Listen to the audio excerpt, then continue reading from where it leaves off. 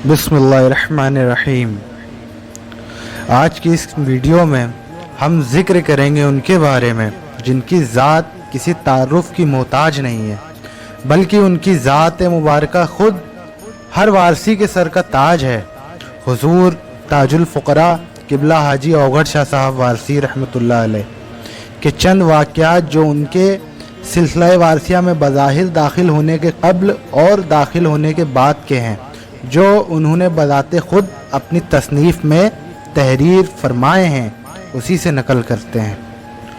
Video को पूरा देखें। बहुत दिलचस्प और हैरत अंगेज़ मामलात पेश आए थे क़िबला औगढ़ शाह साहब वारसी के साथ, और उनका सरकार वारिस पाक से गैर मामूली इश्क भी इससे साफ ज़ाहिर होता है। अगर इस चैनल को सब्सक्राइब नहीं किया है तो चैनल को सब्सक्राइब कर लें। सिलसिला आलिया वारसिया की मुस्तनद तालीमात और अक़वाल व वाक़यात की इशाअत वीडियो के ज़रिए अपलोड होती रहती है।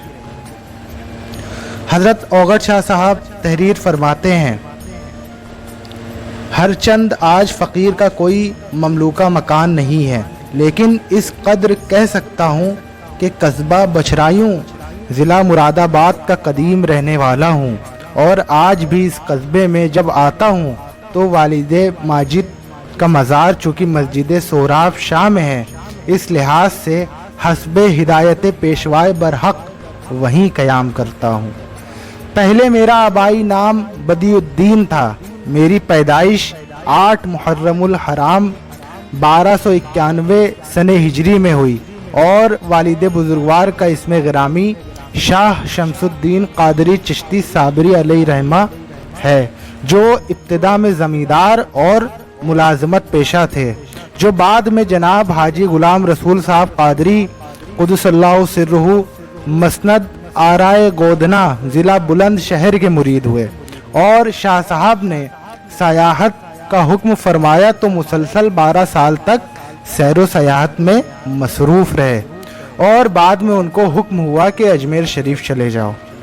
दूसरे रोज़ अजमेर शरीफ का सफ़र किया और हज़रत करीब नवाज के आस्ताना अक़दस पे हाजिर होकर खानका के एक हुजरे में चिल्ला कश हुए। आप अजमेर शरीफ में हाजिर थे कि बछरायू में ये वाक़या पेश आया कि मकान की छत से सड़क पर मैं गिर पड़ा, लेकिन मुझको खूब याद है कि इस गिरने में साफ तौर पर यह देखा कि एक मजजूबा ने मुझको गोद में ले लिया। चुनांचे बावजूद ऐसी ऊंची छत से पक्की सड़क पर इस तरह गिरा कि जिंदा रहना नामुमकिन था, मगर पीराने तरीक़त के फैज़ान व बरकत से मेरे तमाम अज़ा ज़ख्म और चोट से बिल्कुल महफूज रहे।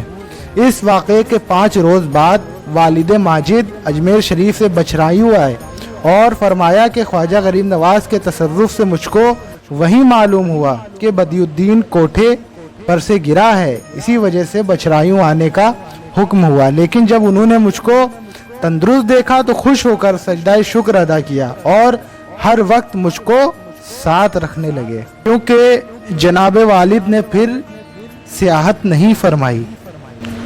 एक रोज़ Umrao Singh sub inspector police और मुंशी असद खान साहब इंस्पेक्टर, जो वालिद साहब के मुरीदीन में से थे, आए। उस वक्त मैं भी हाजिर था। वालिद माजिद ने उन दोनों को भी बाज़ नसीहतें की और उसी दौरान में मुझसे भी मुखातिब होकर फरमाया, सुनो बदियुद्दीन, हम तुमको भी एक नसीहत करते हैं, और ये दोनों साहब इसके शाहिद रहेंगे कि अगर हमारी हिदायत की खिलाफ वर्जी करोगे तो मैं हमेशा नाखुश रहूँगा। इसकी उम्मीद नहीं कि तुम मुझको रंजीदा करोगे, बल्कि खुदा ने तौफीक दी तो ज़रूर मेरी इस नसीहत को मानोगे। मैंने अर्ज़ किया कि फरमाइए, इंशाअल्लाह आपके हुक्म की ज़रूर तामील करूँगा। इरशाद हुआ कि तुम्हारे वास्ते यही मुनासिब और मुफीद है कि तुम मुनाकिहत यानी शादी ना करना और हमेशा मुजर्रद और आज़ाद रहना। मैंने अर्ज़ किया कि आपने क्यों शादी की? फरमाया कि हमने अपने बाप के हुक्म की तामील की है, इसी तरह तुम अपने बाप की हिदायत पर अमल करो, और हम तुमको नसीहत करते हैं कि शादी ना करना।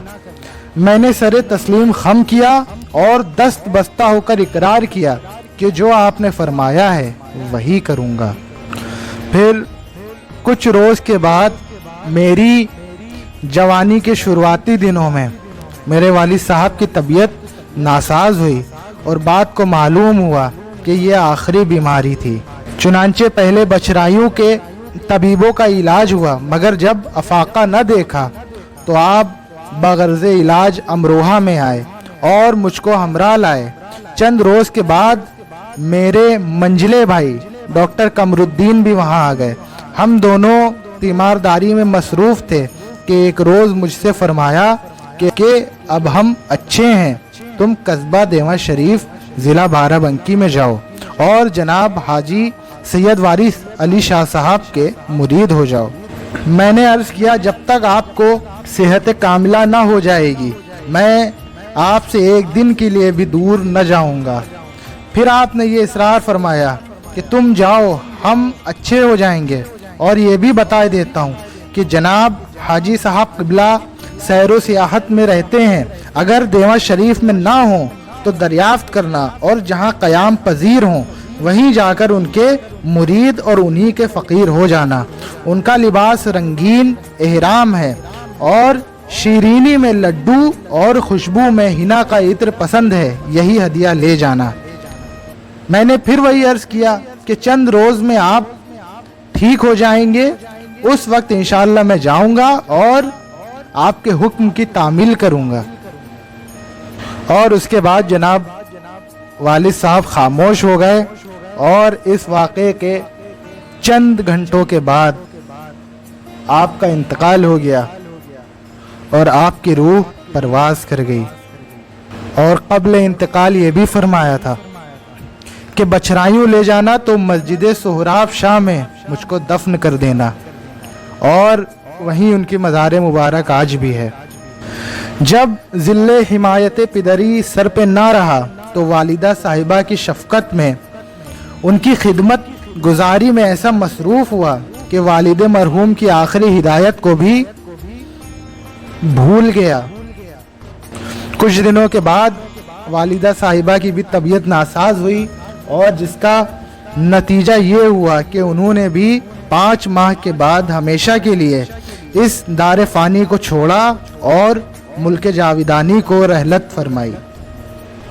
بعد مراسم چہلم وغیرہ میں نے ایک شب کو یہ خواب دیکھا کہ کوئی شخص کہتا ہے کہ تمہارے والد زندہ ہو کر آ گئے اور تم کو بلاتے ہیں۔ یہ خبر سن کر میں دوڑا، راستے میں غیر معمولی ہجوم نظر آیا۔ جب اس مجمع کے قریب پہنچا تو یہ دیکھا کہ ایک سانپ ہے جس کا سر اور دم زمین کے اندر ہے اور بقیہ جسم باہر ہے، اور لوگ اس کو نکالنا چاہتے ہیں مگر وہ نکلتا نہیں۔ میں نے بھی اس کے نکالنے کی کوشش کری لیکن جب وہ نہیں نکلا تو کسی نے کہا کہ اس کو چاقو سے کاٹ دو۔ میں نے ایسا ہی کیا تو اس کے ٹکڑے بآسانی نکل آئے۔ اس کو چھوڑ کر آگے چلا تو قصبے کے باہر ایک تالاب ہے۔ اس کے قریب جا کر نظر آیا کہ تالاب کی دوسری جانب باغ میں والد تیبند بانے بیٹھے ہیں اور ذکر کر رہے ہیں۔ میں نے بہت کوشش کی مگر تالاب کے پار نہ جا سکا۔ مجبور ہو کر بآواز بلند عرض کیا کہ میں کس طرف سے حاضر ہوں، جس کے جواب میں والد نے یہ فرمایا کہ پورب سے آؤ گے تو مجھ تک پہنچ جاؤ گے۔ میں نے اس خواب کی تعبیر یہ سمجھی کہ جب تک پورب جا کر جناب حاجی صاحب قبلہ کا حلقہ بگوش نہ ہوں گا دنیا کے تالاب سے نکلنا مشکل ہے، بلکہ اس کی کوشش کرنا بھی بیکار ہے۔ اس روز سے فکر زیادہ ہوئی کہ جس طرح ممکن ہو جلد سے جلد یہ دولت سرمدی حاصل کروں، لیکن سفر کے لیے خرچ نہ تھا، اس لیے چند روز حاضری سے معذور رہا۔ ناداری کے باعث اس سفر کی اہمیت زیادہ معلوم ہوتی تھی، بلکہ اکثر مایوس بھی ہو جاتا تھا، لیکن کوئی قوت پھر آمادہ کرتی تھی۔ ناگاہ غیب سے یہ سامان ہوا کہ ایک ضعیفہ جو والد مرحوم کی مریدہ تھیں وہ آئیں اور 50 روپے پیش کرنے کے بعد کہا کہ یہ میرے پیر کا حکم تھا کہ میں نے تعمیل کی، اب تم حاجی صاحب قبلہ کی خدمت میں جاؤ۔ میں نے خیال کیا کہ اس سفر کے واسطے 50 روپے زیادہ ہیں، اس لیے 25 روپے اس ضعیفہ کو واپس کیے اور بقیہ 25 روپے لے کر شوق ارادت میں یہ شعر پڑھتا ہوا بچرائیوں سے روانہ ہوا۔ جاتے ہیں اب تو کوئے بت لالا فام کو، اپنا تو بس سلام ہے دارالسلام کو۔ لکھنؤ پہنچ کر میری یاد نے غلطی کی کہ بجائے 12 بنکی کے فیض آباد کے ٹکٹ خرید لیا اور 6 بجے شام کو وہاں پہنچا۔ شب کو سرائے میں قیام کیا۔ صبح کو ایک صاحب سے جناب حاجی صاحب قبلہ کا پتہ پوچھا تو اس نے کہا کہ وہ میرے بھی پیر ہیں، آپ بہت آگے چلے آئے، وہ ضلع 12 بنکی میں رہتے ہیں۔ میں اسی وقت فیض آباد سے 12 بنکی واپس آیا، یہاں ٹانگا بھی فوراً مل گیا، جس نے 8 میل کا وہ راستہ تقریباً 1 گھنٹے میں طے کیا اور 28 ربیع الثانی 1314 سن ہجری باوقت عصر ٹانگے والے نے یہ خبر سنائی کہ دیواں شریف آ گیا۔ جب معلوم ہوا کہ منزل مقصود یہی ہے تو عرصے سے جو دل شوق زیارت میں بے چین تھا وہ مسرور اور خوش ہو گیا۔ چونکہ میں ناواقف تھا اس لیے ٹانگے والے نے رہنمائی کی اور آبادی میں جب پہنچا تو بعض مکان خام اور خس پوش بھی نظر آئے جن کے دروازوں پر مویشی بندھے تھے یا کاشتکاری کا سامان رکھا تھا، لیکن اسی کے ساتھ ایسی عمارتیں بھی دیکھیں جن کی شان اور عفت زبان حال سے باہر تھی کہ ان میں رہنے والے خوشحال ہوں گے۔ خصوصاً بعض آثار تھے کہ یہ قصبہ بہت قدیم ہے اور کبھی اہل قصبہ ذیجاہ و اہل ثروت تھے، جیسا کہ ایک بلند مقام پر اینٹوں کا ڈھیر اور شکستہ دیوار دیکھی، جس کو ٹانگے والے سے دریافت کیا تو معلوم ہوا کہ یہ عہد شاہی میں قلعہ تھا اور اسی کے مقابل پختہ اور بہت وسیع سرائے کا نشان بھی نظر آیا۔ البتہ قصبے کے باشندوں کو گفتگو کرتے جو سنا تو روہیل کھنڈ کی زبان سے بہت فرق پایا، خصوصاً لہجے میں۔ یہ کہوں گا کہ اودھ کی زبان نظم و شیریں، خوشگوار اور دل آویز ضرور ہے۔ الغرض تھوڑی دور چلنے کے بعد جب یہ سعادت نصیب ہوئی کہ سرکار عالم پناہ کے در دولت پر حاضر ہوا تو دیکھا کہ قدیم وضع کا ایک پختہ مکان ہے جس کی سادگی میں ایسا دل فریب حسن نظر آیا اور اس کی عظمت کا وہ اثر دل پر ہوا کہ بلحاظ مشرب اگر یہ کہوں تو بے جا نہ ہوگا۔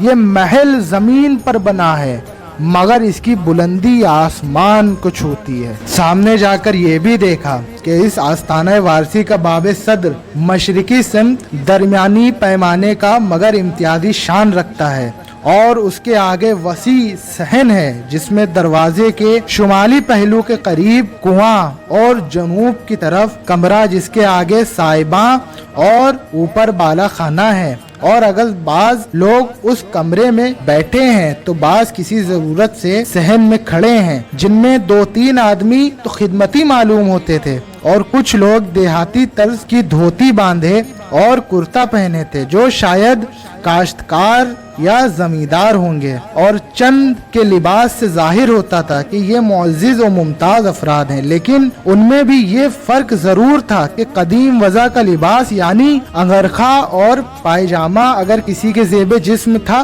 تو بعض شیروانی اور ترکی ٹوپی پہنے تھے، جن کی وضع یہ کہتی تھی کہ یہ مغربی تہذیب سے آگاہ ہیں اور مختلف مقامات کے باشندے ہیں۔ مجھ کو زیادہ حیرت اس وقت ہوئی کہ اس مجمع کے بعض بزرگ صورت حضرات کا لباس اپنی وضع میں بالکل جدا گانا دیکھا کہ انہوں نے ایک رنگین کپڑے کے آدھے حصے سے ستر پوشی کی تھی اور آدھے حصے کا چادر کے طور پر اوڑھے تھے، اور ننگے سر اور ننگے پاؤں ہونے کی وجہ سے وہ دیندار، سراپا آزاد اور تعلقات دنیا سے بے سروکار معلوم ہوتے تھے۔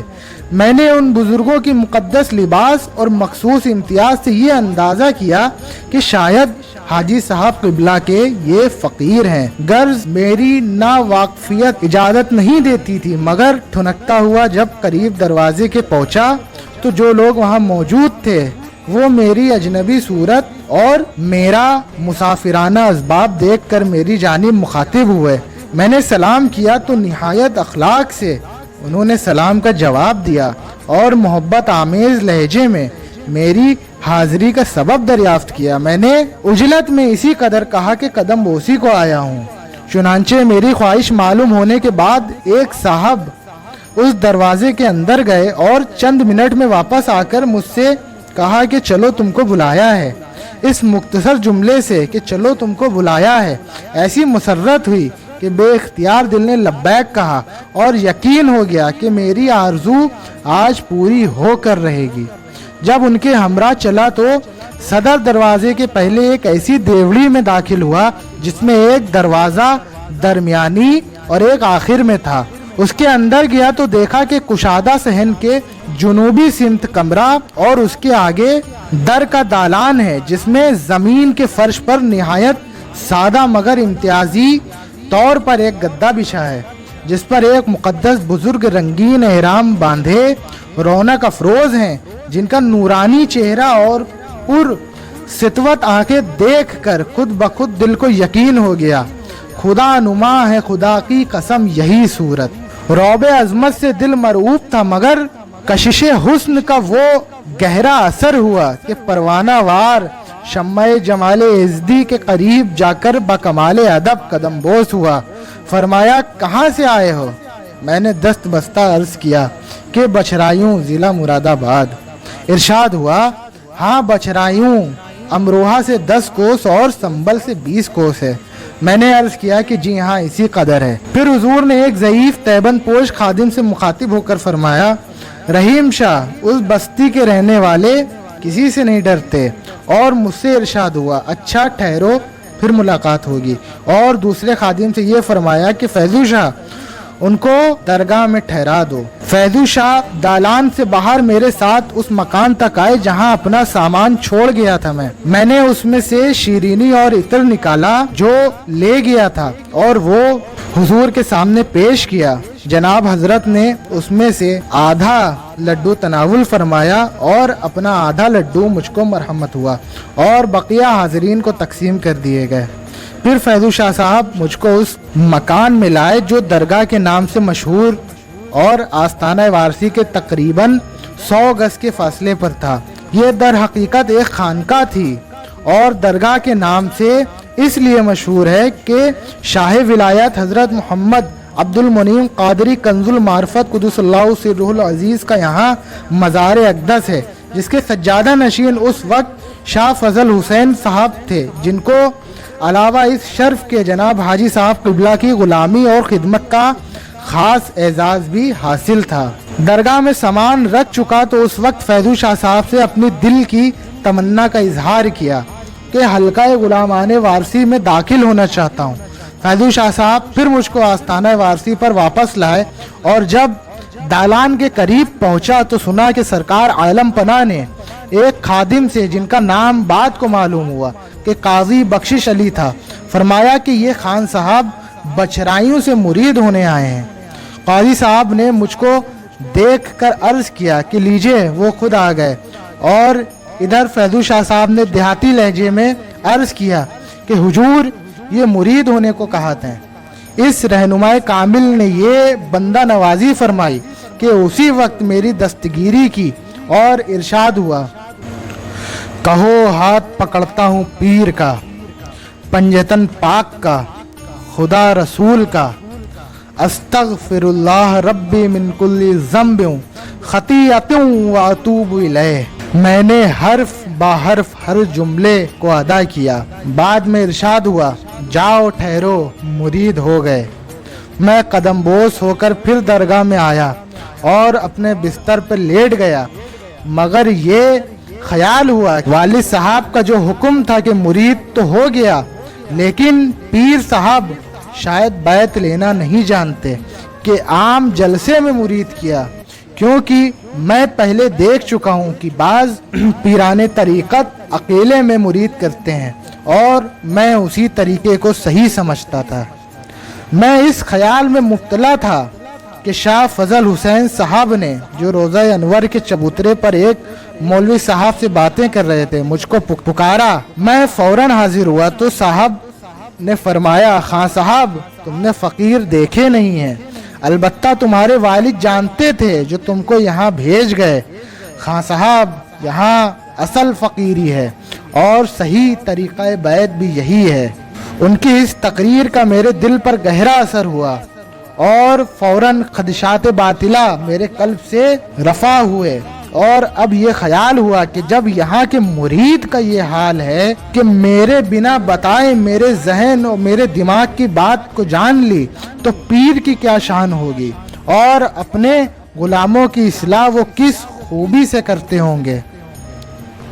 واقعی فضل الہی شامل حال تھا جو مجھ کو ایسے حقائق آگاہ کی غلامی کا شرف حاصل ہوا جو در حقیقت فقیر اکمل اور مرشد لاسانی ہیں، اور پھر میں اپنے خیالات باطلہ کی وجہ سے شرمندہ ہوا کہ اب منہ دکھانے کی کوئی صورت نہیں رہی۔ شاہ صاحب نے فرمایا کہ خان صاحب تم نے جو خواب دیکھا تھا وہ سانپ یہی تمہارے خیالات ہیں، اور چاقو ہماری یہ نصیحت ہے۔ یہ سن کر میرا خیال اور پختہ ہو گیا کہ لاریب یہ بڑی جگہ ہے، اور اسی بارگاہ عالی کے غلام ایسا بلند مرتبہ رکھتے ہیں کہ جب میں مرید بھی نہیں ہوا تھا اس وقت سے حضور سرکار عالم پناہ میرے ساتھ ہیں، لیکن افسوس میری نادانی کا یہ نتیجہ ہے کہ اس باطل وہم نے ایسا ذلیل کیا کہ جس کی تلافی اب ناممکن معلوم ہوتی ہے۔ شرم سے سر جھکا لیا اور شاہ صاحب کے سامنے سے شرمندہ ہو کر اپنے بستر پر آیا۔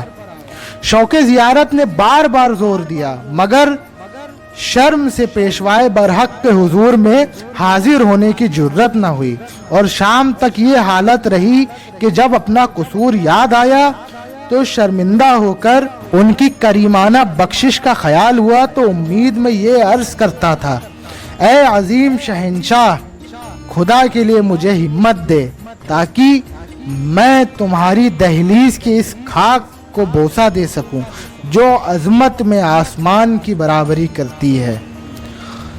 قریب مغرب کے وقت پھر شاہ صاحب نے فرمایا کہ خان صاحب تم سرکار میں کیوں نہیں گئے؟ میں نے عرض کیا کہ اپنے خیال فاسد کی وجہ سے شرمندہ ہوں کہ اب اس پاک اور مقدس ذات کے سامنے جانے کے لائق نہیں رہا۔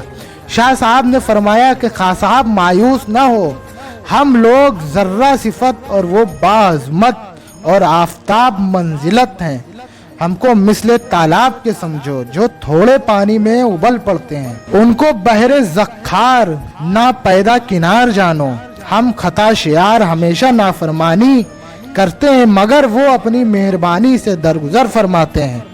تمہاری غلطی کا داغ تمہارے آنسوؤں نے دھو دیا، اب نہ ڈرو، جاؤ اور ضرور جاؤ اور مطمئن رہو، امید ہے کہ وہ بندہ نواز ضرور تمہارا قصور نظر انداز فرمائیں گے۔ مجھ کو شاہ صاحب کے اس ارشاد سے یہ ہمت بندھی کہ لرزاں و ترساں آستانہ وارسی پہ حاضر ہوا اور قصوروار غلام کی حیثیت سے قدم بوسی کی۔ اس وقت جناب حضرت نے یہ شان محبوبیت دکھائی کہ متبسم لبوں سے فرمایا صبح کو چلے جانا۔ میں نے بکمال ادب یہ عرض کیا کہ ابھی جانے کو دل نہیں چاہتا، آگے جو حضور کا حکم ہو۔ حضور خاموش ہو گئے اور پھر 5 روز تک آستانہ اقدس پہ میں حاضر رہا۔ جب حضور نے رخصت فرمایا تو ارشاد ہوا کہ شوال میں شاہ ولایت شاہ صاحب کے عرس میں آنا۔ اتنے دنوں میں مجھے یہ تو معلوم ہو چکا تھا کہ جو کاتک کا میلہ جو سرکار عالم پناہ کا قائم شدہ ہے وہ 10-15 دن کے بعد ہونے والا ہے، تو شوق کا تقاضا تو یہ ہے کہ جلد سے جلد دوبارہ حاضر ہوں۔ اس واسطے دست بستہ عرض کیا کہ حضور تمنا یہ ہے کہ اس غلام کو میلے میں طلب فرمائیے۔ جناب حضرت نے شاید میری مالی حالت کے لحاظ سے پھر وہی فرمایا کہ شوال کے عرس میں آنا، اور میری زبان سے پھر وہی نکل گیا کہ بندہ نواز اس غلام کو میلے میں طلب فرمائیے۔ چنانچہ اس مرتبہ اس जामे हिल्म करम ने अजीब शान से मुस्कुरा के ये फरमाया कि अच्छा जाओ, ज़रूर मेले में आना। मैं कदम बोस होकर बछरायूं वापस आया और इसी रोज़ से दूसरे सफ़र के लिए इंतज़ाम करने लगा। वीडियो ज़्यादा लंबी ना हो जाए इस लिहाज से इसको यहीं रोकते हैं।